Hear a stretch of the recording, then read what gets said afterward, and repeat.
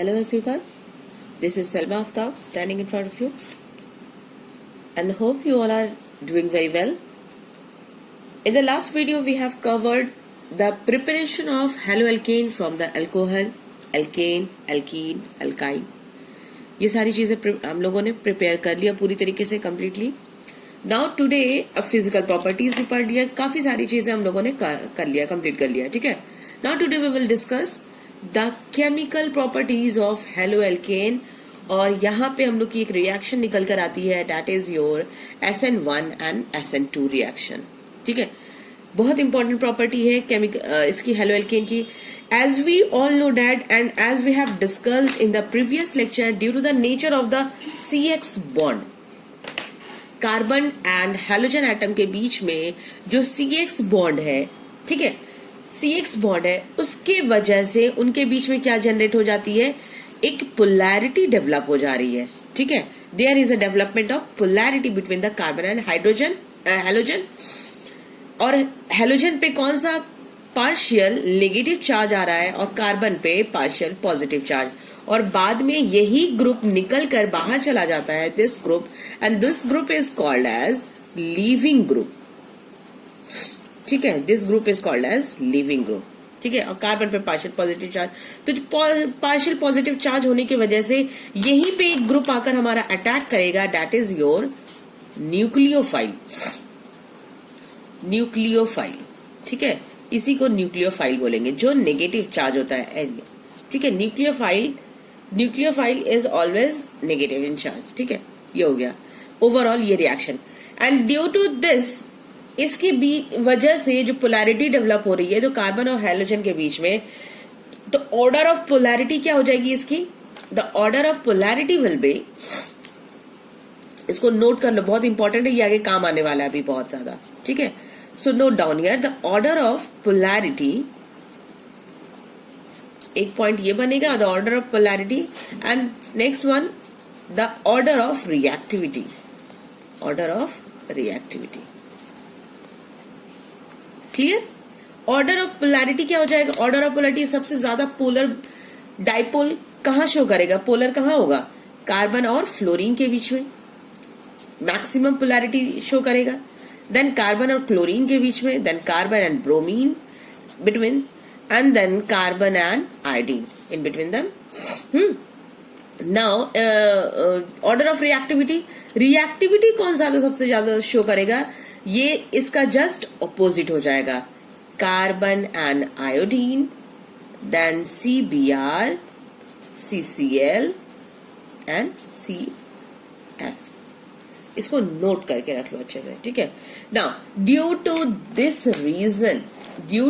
Reason it shows 3 types of reaction. ये 3 तरह के रिएक्शन शो करेगा. कौन कौन से? Due to this reason it shows 3 types of reaction. कौन कौन से रिएक्शन वो शो करेगा? फर्स्ट तो हमेरा यहीं पे दिखा रहा था, न्यूक्लियोफिलिक अटैक होगा, तो वो उसको हम लोग कहेंगे न्यूक्लियोफिलिक सब्स्टिट्यूशन रिएक्शन, क्योंकि ये निकल जाएगा, यहीं पे हमारा दूसरा न्यूक्लियोफाइल आएगा ड्यू टू द कार्बन के पास पॉजिटिव चार्ज. तो समझ लो क्या हो रहा है कि एक ये नेगेटिव चार्ज निकल रहा है और यहीं पे दूसरा नेगेटिव चार्ज आ रहा है, तो that is your nucleophilic substitution reaction. Substitute हो जाएगा. ठीक है. तो न्यूक्लियोफिलिक सब्स्टिट्यूशन, और एक एक करके हमें सब डिस्कस करना है. Substitution reaction. ठीक है. सेकेंड है हम लोगों का, इसमें 2 रिएक्शन है. न्यूक्लियोफिलिक सब्स्टिट्यूशन रिएक्शन में we have 2 reactions. First one is SN1, second one is SN2. बहुत इंपॉर्टेंट रिएक्शन है और मोस्टली क्वेश्चंस जो आते हैं इसी टॉपिक से आते हैं, तो इसको तो VVI मार्क कर लो. ठीक है. Now next is your reaction with metal. यहाँ पे रिएक्शन विथ मेटल में नेमिंग रिएक्शन आती है अपनी, वुर्ज रिएक्शन, बहुत इंपॉर्टेंट रिएक्शन वो भी है, reaction with metals. Third one is your elimination reaction. अभी एलिमिनेशन रिएक्शन भी पढ़ेंगे. ठीक है. एलिमिनेशन रिएक्शन, उसमें भी कई सारी नेमिंग रिएक्शंस है। तो today we will discuss this part only, ठीक है। इस लेक्चर में हमें इस पार्ट को डिस्कस करना है और इसके SN1 SN2, ठीक है, और इसके रिएक्शंस भी देखने बहुत इंपॉर्टेंट है। थोड़ा लेंदी हो जाएगा ये वीडियो, दैट्स वाई थोड़ा पेशेंस रख के पढ़ना समझना, ठीक है, और नोट्स को साथ साथ कंप्लीट करते जाना अलॉन्ग विथ मी, ओके। चलो तो हम लोग स्टार्ट करते हैं न्यूक्लियोफिलिक सब्स्टिट्यूशन रिएक्शन। अब ठीक है, इसको लिख लेते हैं हम लोग। पहले तो ये जानो what is nucleophilic substitution reaction. Nucleophilic substitution reaction. As I told you earlier कि यहाँ पे न्यूक्लियोफिलिक सब्स्टिट्यूशन हो क्यों रहा है, या न्यूक्लियोफाइल जहां पर सब्स्टिट्यूट कर रहा है, ठीक है। हम लोग का कार्बन और हैलोजन एटम की जो due to the polarity they show the nature, they are having a partial positive charge on the carbon and due to this reason carbon के पास अगर पॉजिटिव चार्ज आ जाएगा तो उसको सेटिस्फाई कौन करेगा, it will be satisfied by the nucleophile. तो यही reaction हम लोग की हो जाएगी, और ये भी जो निकल रहा है ये इतना ज्यादा पोलर है कि इसके वजह से वो निकल जा रहा है, और इस ग्रुप को हम लोग कहेंगे लिविंग ग्रुप, ठीक है। और यहाँ पे दूसरा अपना नेगेटिव चार्ज आ जाएगा, that will be your nucleophilic substitution reaction, ठीक है। तो नोट डाउन। अब देखो बुक में बहुत ज्यादा लंबी चौड़ी इसमें थ्योरी दी गई है, ठीक है। तो बुक में थ्योरी दी गई है, थोड़ा थोड़ा तो थ्योरी करना पड़ेगा, लेकिन एक हम शॉर्ट में थोड़ा सा बताते जा रहे हैं ताकि आप लोग को इजीली सारी चीजें क्लियर हो जाए उसी चीज को, ताकि समझने में, क्योंकि यहां से तो समझ लो कि रिएक्शन अपनी स्टार्ट हो चुकी है। इस चैप्टर से ऑर्गेनिक की रिएक्शन स्टार्ट हो चुकी है, अभी नेमिंग रिएक्शन भी बहुत सारी है, ठीक है। अब देखो ये है पार्ट और ये है पार्ट, दो पार्ट है इसके, ठीक है। इस CX के दो पार्ट है, ठीक है। अब इस पार्ट पे ही हमारा क्या अटैक करेगा, इसी पार्ट पे तो हमारा अटैक करेगा अपना न्यूक्लियोफाइल अटैक करेगा, ठीक है। और यहाँ ये वाला पार्ट बाहर की तरफ निकलेगा, ठीक है। ये मार्क वैसे कर दिया, ठीक है। यहाँ पे न्यूक्लियोफाइल, तो यहाँ पे लिख लो, नोट डाउन कर लो कि यहाँ पे क्या हो जाएगा, अपना न्यूक्लियोफाइल आएगा, ठीक है। न्यूक्लियोफाइल आ रहा है, ठीक। कौन कौन से न्यूक्लियोफाइल आ सकते हैं यहाँ पे लिख लेते। OH माइनस हो गया, CN माइनस हो गया, NO2 माइनस हो जाएगा, NO3 माइनस, ये न्यूक्लियोफाइल आएंगे, ठीक है। तो ये याद रखना कि ये हम लोग का this one is your nucleophile, ठीक है, क्योंकि रिएक्शन में अभी बहुत ज्यादा इन लोगों का इन्वॉल्वमेंट होने वाला है। अब हम आ जाते हैं कि अपना यहाँ पे X में कौन कौन से एटम्स होंगे, पढ़ चुके हम लोग अभी तक। कौन कौन से होंगे, आयोडीन, ठीक है। आयोडीन सबसे पहले निकलेगा, ठीक है, आयोडीन, क्योंकि ये सबसे ज्यादा रिएक्टिव है, पढ़ा था यहाँ पर, ठीक है। आयोडीन, फिर देन ब्रोमीन, Br माइनस के फॉर्म में निकलेगा, Cl माइनस के फॉर्म में, F माइनस के फॉर्म में, ठीक है। And they are good leaving group, ठीक है, इन्हीं को हम गुड लिविंग ग्रुप भी कहते हैं, ठीक है, ठीक है। और इन्हीं गुड लिविंग ग्रुप को sometime the question asks what is nucleofuge, तो द गुड लिविंग ग्रुप और the halogen atom are called as nucleofuge, ठीक है। इन्हीं को न्यूक्लियोफ्यूज भी कहते हैं, ठीक है। The another name of leaving group is your nucleofuge, ठीक है। अब थोड़ा सा थ्योरेटिकल, इसके कुछ अपने थ्योरेटिकल पोर्शन में चले आते हैं ताकि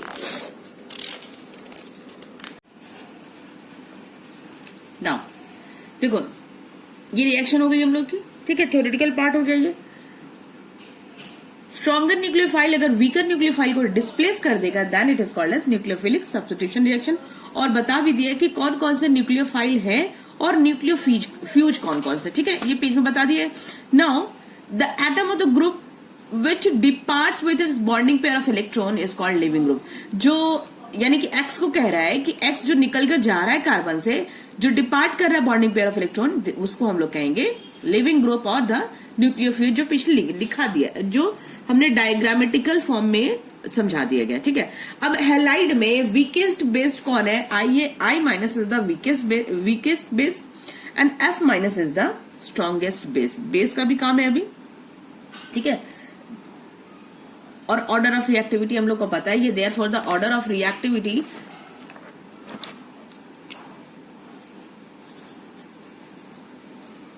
therefore the order of reactivity, जितना वीक पेस वो इजीली क्या होगा, रिमूव हो जाएगा। तो ऑर्डर ऑफ रिएक्टिविटी हो जाएगी आर आई, सब इजीली रिमूव हो जाएगा, and then R B R, then R C L, and then R F. ठीक है, ये हो गया। अब हम आ जाते हैं, अभी तक हो गया, समझ गए, ठीक है। न्यूक्लियोफिलिक सब्स्टिट्यूशन रिएक्शन किसको कहेंगे। नाउ अब हम आते हैं अपने मेन टर्म पे, that is SN1 reaction, that is nucleophilic substitution reaction unimolecular SN1। ठीक है, SN1 रिएक्शन में आ जा गए। ओके, अब यहां से बहुत अच्छे से समझना, ठीक है। बिल्कुल भी वीडियो को स्किप नहीं करना, एक एक पॉइंट को अच्छे से समझना, ठीक है। अगर इधर उधर किए तो यहां से बेस एकदम खराब होने वाला है, बता दे रहे हैं, ठीक है। फिर I will not be the responsible, ठीक है, अगर नहीं समझ में आ रहा तो। पहले तो ये SN न्यूक्लियोफिलिक सब्स्टिट्यूशन रिएक्शन, ठीक है। N nucleophilic, S substitution, 1 represent the unimolecular, ठीक है। तो पहले इसका पूरा डेफिनेशन हम समझ लें। Unimolecular, 1 represent the unimolecular nucleophilic, short में लिखिए, तुम लोग पूरा कंप्लीट लिखना, ठीक है। ये नहीं सोचेंगे मैम ने इतना लिखा है। न्यूक्लियोफिलिक सब्स्टिट्यूशन रिएक्शन, क्लियर हो गया। अब इसके पॉइंट्स नोट करते जाओ पहले हम, क्योंकि हमें अभी यहाँ पे SN1 भी है and we further we have to study the SN2 reaction. तो दोनों में कंपैरिजन करने के लिए पॉइंट वाइज लिखो, so that you can understand easily. तो SN1 रिएक्शन का सबसे इंपॉर्टेंट पॉइंट है that is your unimolecular reaction. पहला तो ये क्या है, यूनिमोलिकुलर, जो लिख दे ये, ठीक है, यूनिमोलिकुलर है ये। यूनिमोलिकुलर मतलब कि एक ही मॉलिक्यूल रिएक्शन में पार्टिसिपेट कर रहा है, that's why it is called as unimolecular reaction, ठीक है। And this 1 represents the order of the reaction, ये रिप्रेजेंट कर रहा है order of the reaction, order of the reaction. देखो अभी स्टार्टिंग में थोड़ा ज्यादा पढ़ना पड़ेगा, फिर बाद में जैसे जैसे प्रैक्टिस हो जाएगी तो तुम्हें इस थ्योरी का कोई मतलब नहीं रह जाएगा, ठीक है। फिर वो सारी theory you have to apply on your question, ठीक है। तो अभी तो पढ़ना पड़ेगा ही, ठीक है। नाउ एक मॉलिक्यूलर रिएक्शन है, but the reaction will proceed in 2 step. The reaction will proceed in 2 step. Important point है ये, ठीक है। 2 स्टेप में रिएक्शन अपनी प्रोसीड करेगी, ठीक है। अभी हम देखेंगे कि 2 स्टेप में कैसे प्रोसीड करती है। पहले क्या होगा, CX में आयोनाइजेशन होगा, ठीक है। Ionization of alkyl halide leads to the formation of, ionization of alkyl halide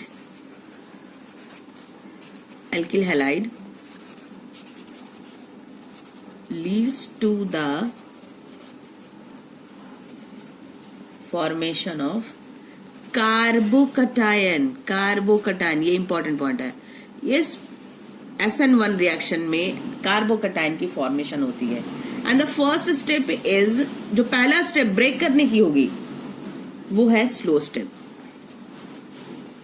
first step is your slow step, और स्लो स्टेप को ही कहते हैं rate determining step, that is RDS, rate determining step, ठीक है। Now यहां पे हमें क्या मिलेगा, कितने पॉइंट्स हुए थे, वी हैव 5 पॉइंट्स, ठीक है। Come to the 6 point. 6 point में क्या मिलेगा हम लोगों को, कि जो rate of the reaction is directly proportional, फिर इक्वल टू लगा देंगे, किस पे डिपेंड कर रहा है, RX, इस एल्किल हैलाइड पे रिएक्शन डिपेंड कर रही है, ठीक है। और यही शो कर रहा है कि order of the reaction is 1, ठीक है। फिर उसके बाद में क्या है, प्रोडक्ट हमें क्या मिलेगा, इसमें 2 प्रोडक्ट मिलेगा, उस प्रोडक्ट को कहेंगे racemic mixture. The product is called as racemic mixture. इसमें अगर वो, अभी हम बताएंगे D और L फॉर्म क्या है। D फॉर्म में मिलता है and sometime we get L form, ठीक है। इनिशिएट कर रिएक्शन जो न्यूक्लियोफाइल है, न्यूक्लियोफाइल इज कॉल्ड एज, यहां पे जो न्यूक्लियोफाइल होगा वो होगा polar protic solvent, polar protic solvent, ठीक है। SN1 में पोलर प्रोटिक सॉल्वेंट, उसके एग्जाम्पल कौन कौन से पोलर प्रोटिक सॉल्वेंट में हो जाएगा अपना H2O, ठीक है, और aqueous,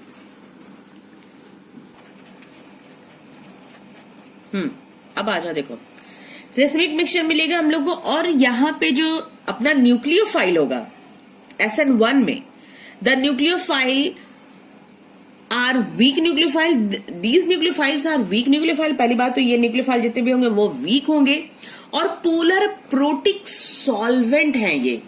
polar protic solvent means कि पोलैरिटी तो है but they will give H+ ion, उसको कहते हैं, मतलब प्रोटॉन्स देंगे। H+ को हम लोग क्या कहते हैं, प्रोटॉन्स। तो that's why they are polar protic solvent. इसमें से भी देखो H2O में से हम लोग का H+ निकल आएगा, इसमें से भी H+ निकलेगा, अल्कोहल में भी, और ये भी फॉर्मिक एसिड है, फॉर्मिक एसिड में भी H+ निकलेगा, एसिटिक एसिड में भी हम लोग का क्या है, H+ निकलेगा, और कोई भी एक्वस अगर ऑर्गेनिक सॉल्वेंट है तो वहां से भी हम लोग का न्यूक्लियोफाइल निकलेगा, और जो कि कहलाएगा पोलर प्रोटिक सॉल्वेंट, ठीक है, polar protic solvent.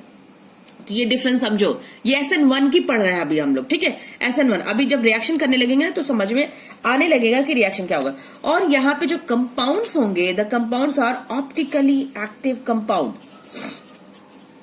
Optically active compound. Optically active compound आप लोगों के लिए होमवर्क है, हम थोड़ा सा डिस्क्रिप्शन दे रहे हैं कि ऑप्टिकली एक्टिव कंपाउंड क्या है। एक्चुअली एक प्लेन पोलराइज्ड लाइट पास की जाती है, ठीक है, एक प्लेन पोलराइज्ड लाइट पास की जाती है अपने सॉल्वेंट से, किसी भी सॉल्वेंट से। अगर वो सॉल्वेंट क्या है, एक छोटा सा अगर वो देख ले ऑप्टिकली एक्टिव कंपाउंड, एक PPL लाइट पास की जाती है, उसको कहते हैं PPL, यानी कि प्लेन पोलराइज्ड लाइट, ठीक है, वो पास की जाती है अपने सॉल्वेंट से, जो भी अपना ऑर्गेनिक सॉल्वेंट है या कोई भी सॉल्वेंट है, ठीक है। सपोज ये H2O, ROH है, HCOH है, कोई भी सॉल्यूशन है, ठीक है, उस सॉल्यूशन से अपना सॉल्वेंट से पास करवाई जा रही है, ठीक है। जब पास करवाई जाएगी तो लाइट को वो क्या करेगा, अगर लाइट को वो राइट साइड डायरेक्शन में रोटेट कर दिया, ठीक है, राइट डायरेक्शन में रोटेट कर देगा, तो वो कंपाउंड होगा हम लोग का डी फॉर्म,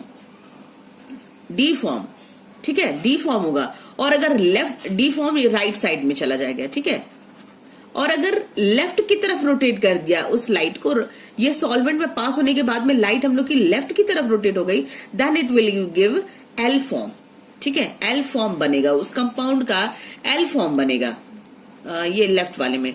तो ऐसे याद रखो, एल फॉर लेफ्ट और डी फॉर राइट तो नहीं होता है, D4 लिख दो। देखो जैसे मैंने याद किया है, एल फॉर तो लेफ्ट साफ साफ दिख रहा है, D4 अपना हिंदी वाला दाएं कर लो, ठीक है, तो याद रहेगा। देखो ट्रिक है, क्योंकि देखो अभी बहुत सारा ये कॉम्प्लिकेटेड होता चला जाएगा, तो छोटी छोटी चीजों को याद रखोगे ताकि आगे सारी चीजें अप्लाई कर सको, ठीक है, अप्लाई कर सको। तो ये डी फॉर्म हो गया, एल फॉर्म हो गया, ठीक है। अगर राइट साइड में अगर मूव कर रहा है हम लोग का लाइट, अगर मूव कर गया, ठीक है, रोटेट कर गया, then the compound is in D form, और ये हो जाएगा एल फॉर्म, ठीक है, ये हो जाता है। तो प्लेन पोलराइज्ड लाइट अगर डी और एल फॉर्म अगर चेंज हो गया तो it means the compound is your optically active compound, ठीक है, कंपाउंड होगा ऑप्टिकली एक्टिव कंपाउंड। लेकिन अगर कंपाउंड अगर जैसा गया वैसा ही का वैसा लाइट रह गई, अगर एज इट इज ये इसी पोर्शन में अगर लाइट रह जाएगा तो वो हो जाएगा इनएक्टिव कंपाउंड, ठीक है।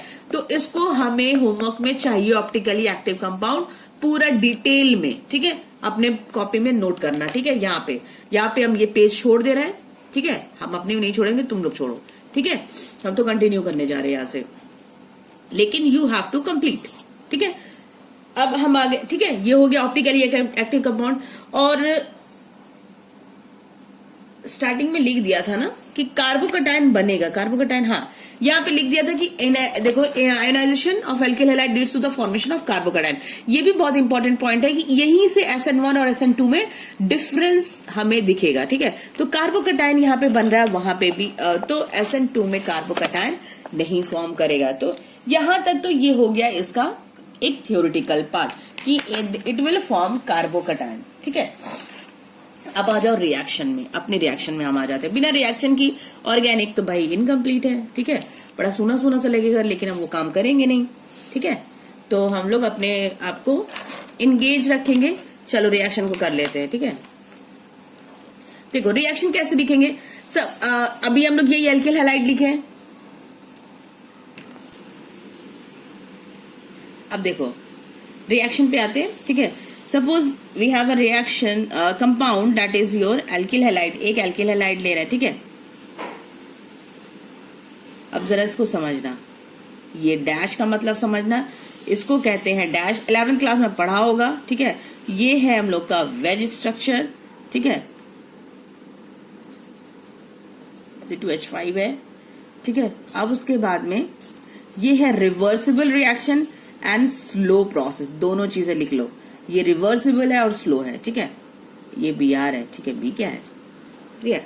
देखो अब ये कंपाउंड है, ये हम लोग का एल्किल हैलाइड है, देखो एल्किल हैलाइड कार्बन है, इधर से हम लोग का एल्किल ग्रुप अटैच है, और ये वाला हम लोगों का क्या है, ब्रोमीन है। It means it is your alkyl halide. Alkyl halide पहले क्या होगा, रिएक्शन में पार्टिसिपेट करेगा, ठीक है, और उसके बाद में क्या होगा, इसकी होगी आयोनाइजेशन, क्योंकि यहीं पे तो हम लोग की पोलैरिटी जनरेट होती है, और यहाँ पे ये क्या करेगा, ये अपने इलेक्ट्रॉन्स को लेकर निकल जाएगा, और ये बन जाएगा, एक्ट करेगा एज अ लिविंग ग्रुप।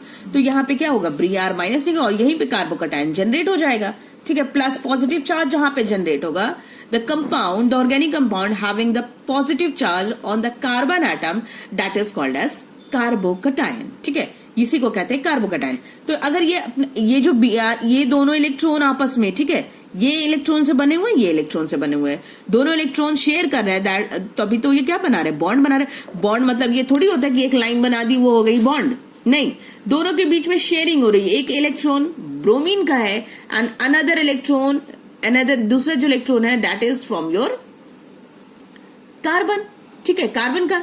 ये दो डिफरेंट इलेक्ट्रॉन है। तो ब्रोमीन क्या किया, bromine is your electronegative. Electronegative का मतलब ही यही है कि वो क्या कर रहा है, इस कार्बन का भी जो इलेक्ट्रॉन है, ब्रोमीन का तो ये तो अपना इलेक्ट्रॉन है ही है, ठीक है, this one is the electron of the bromine, but वो क्या करेगा, इलेक्ट्रोनेगेटिव मतलब कि इतना ज्यादा पावरफुल है और इतना ज्यादा बदमाश है कि वो कार्बन का भी इलेक्ट्रॉन लेकर चला गया, ठीक है। कार्बन का भी इलेक्ट्रॉन शेयरिंग कर रहा था तब तो ठीक है, लेकिन उसका जब दिमाग खराब हुआ तो वो क्या करा, कार्बन का भी लेके चला गया।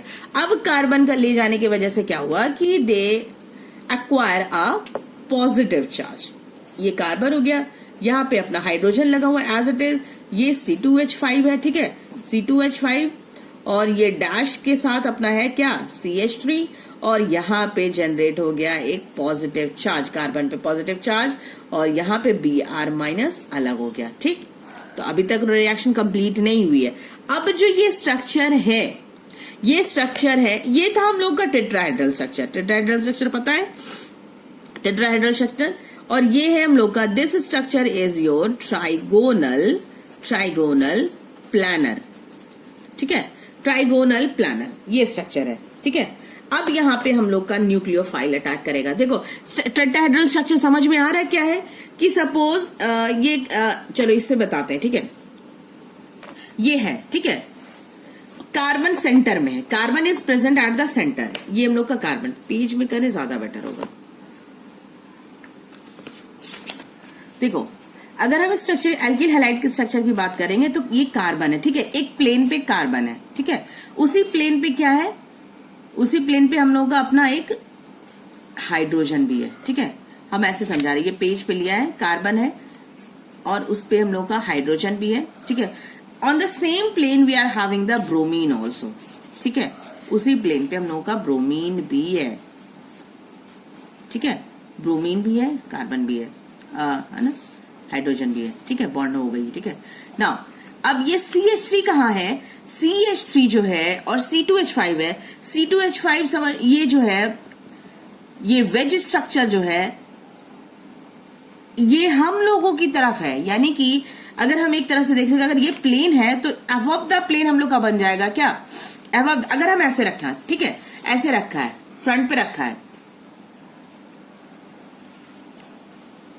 ठीक है, अगर ये फ्रंट पे रखा है अपना वो, ठीक है, तो फ्रंट पे रखने की वजह से क्या हो जाएगा कि ये जो है कार्बन जो है हम लोग के अपनी तरफ देखो कि कार्बन के हमारी तरफ जो होगा वो C2H5 होगा, यानी कि इस प्लेन के ऊपर बन जाएगा C2H5, और CH3 कहां बन जाएगा, dash represent the atom which is just away from the viewer.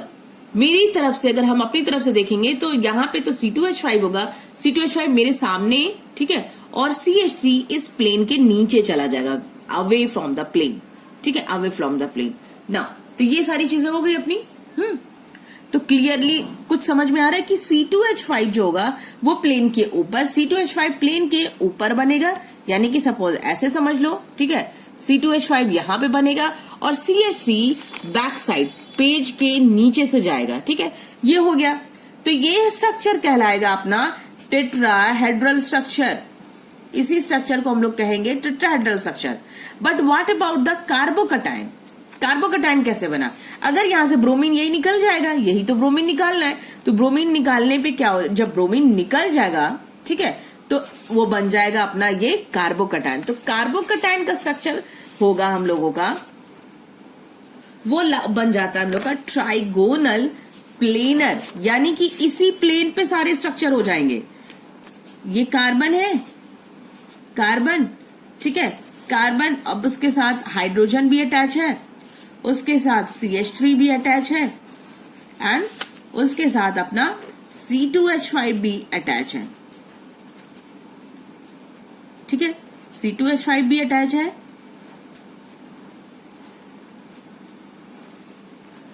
Clear? देखो इसकी हम तुम्हें ज्योमेट्री भी समझा रहे ताकि समझ में आ जाए, अच्छे से याद रहे। ये कार्बन, ये स्ट्रक्चर, यानी कि सबके सब कहां है, कार्बन के साथ हाइड्रोजन भी अटैच है, कार्बन के साथ CH3 भी अटैच है, कार्बन के साथ C2H5 भी अटैच है, और ये सब क्या सिमेट्री शो कर रहा है, ये जो है यानी कि एक ही प्लेन पे, अब ऊपर नीचे कोई नहीं है, सब क्या हो गए, सब बराबर, ठीक है, ठीक है।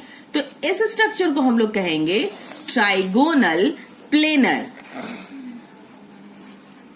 Trigonal planar.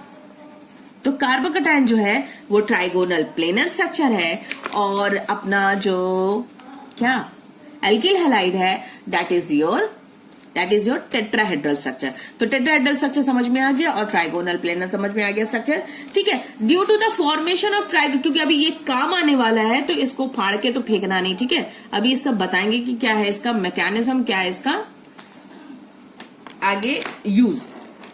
तो अब carbocation, due to the generation of carbocation, तो अपना ब्रोमीन निकल गया, ठीक है। अब अगर ये ट्राइगोनल बन गया, ठीक है, ऐसे प्लेनर बन गया, ठीक है, तो अब नेक्स्ट जो अपना न्यूक्लियोफाइल आएगा दैट इज योर OH। अब यहां से रिएक्शन होगी, ठीक है, अब हम लोग की रिएक्शन यहां से आगे होगी कि न्यूक्लियोफाइल ही तो अटैक करवाना है यहाँ पे। ये हम लोग का वीकर न्यूक्लियोफाइल निकल गया, Br जो है that is your weaker nucleophile, लिख लो वीकर न्यूक्लियोफाइल, वीकर न्यूक्लियोफाइल। अब यहाँ पे हम लोग जो कोई भी एक्वस ROH लेंगे या वाटर ही लेंगे तो OH है, उसी से OH आ जाएगा, तो डायरेक्ट हम न्यूक्लियोफाइल अटैच करवा रहे हैं, ठीक है। तो OH, अब यहाँ पे OH कहां पर अटैच होगा, OH कहां पर अटैच होगा, क्यों ये रेसिमिक मिक्सचर देगा। अब देखो अगर ये ट्राइगोनल प्लेनर स्ट्रक्चर अगर हमारा बन रहा है, if it is your trigonal planar structure plane पे है, तो इसके पास दो पॉसिबिलिटी है कि ये फ्रंट से अटैक करे, ठीक है, ये फ्रंट से अटैक करे या फिर इसके बैक साइड से अटैक करे। इसके पास दोनों पॉसिबिलिटी है, मतलब ये फ्रंट से भी अटैक कर सकता है, इसके फ्रंट से भी अटैक कर सकता है इस स्ट्रक्चर के, और ये बैक साइड से भी अटैक कर सकता है। दोनों पॉसिबिलिटीज है इसके पास, है ना। दोनों पॉसिबिलिटीज होने की वजह से क्या होगा कि it will give two structure, ठीक है। वही चीज यहाँ पे शो करेंगे, वही चीज यहाँ पे शो करेंगे। तो एक स्ट्रक्चर, एक जो जहां पे ब्रोमीन था वहीं पे अटैच हो जाएगा,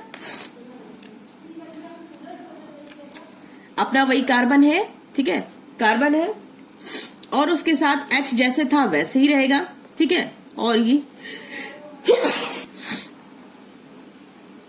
तो एक तो पोजीशन हम लोग की वही हो जाएगी जहां से ब्रोमीन निकला था वहां से अपना बन जाएगा, वहीं पे अटैच हो जाएगा।